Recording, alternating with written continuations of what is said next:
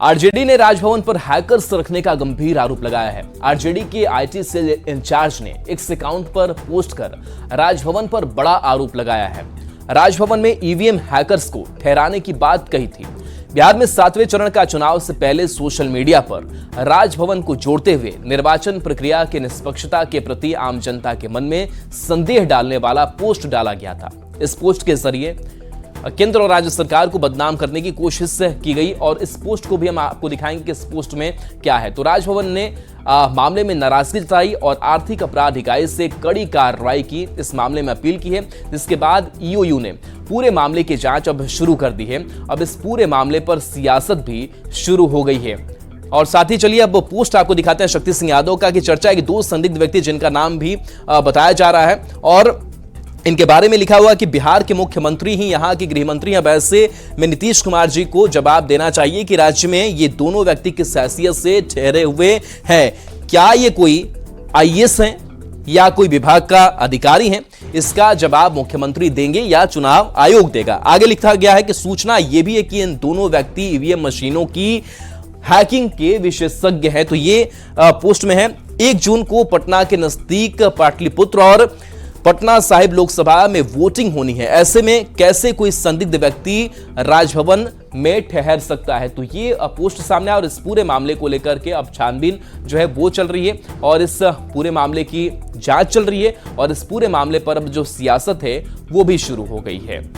तो राजभवन पर हैकर्स रखने के गंभीर आरोप के बाद बिहार का जो सियासत है वो गर्मा चुका है। एक तरफ जहां एसआईटी गठित कर जांच शुरू कर दी गई है, वहीं बीजेपी और जेडीयू इससे गंभीर बताते हुए आरजेडी की हताशा बताया है। तो कांग्रेस ने निर्वाचन आयोग पर सवाल खड़े किए हैं।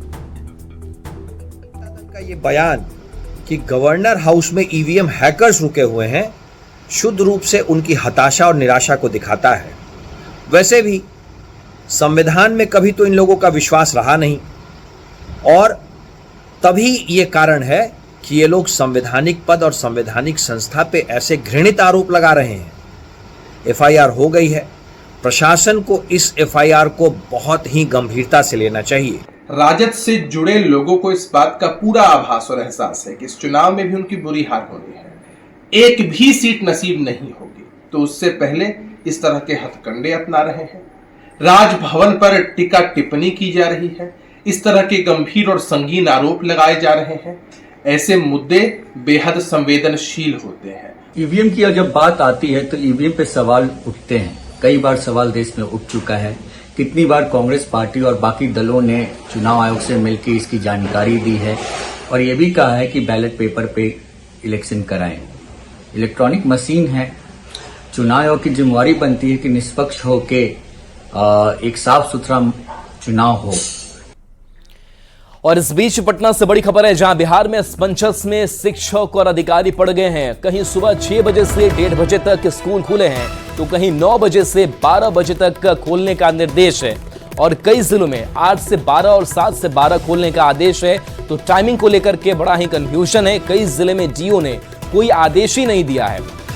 एक ही राज्य में अलग अलग टाइमिंग में चल रहे स्कूल शिक्षा विभाग की तरफ से अब तक लिखित आदेश भी जारी नहीं हुआ है। तो शिक्षकों को कितने बजे आना है, कितने बजे तक रहना है, यह स्पष्ट नहीं हो पा रहा है। के पाठक के मौखिक आदेश के बाद डीईओ खुद से टाइमिंग तय कर रहे हैं और उस टाइमिंग को वो बता रहे हैं और इसी टाइमिंग को लेकर के अलग अलग जिलों में अलग अलग टाइमिंग देखने को मिल रही है और ऐसे में असमंजस की स्थिति जो है वो शिक्षकों के साथ साथ अधिकारियों में भी बनी हुई है।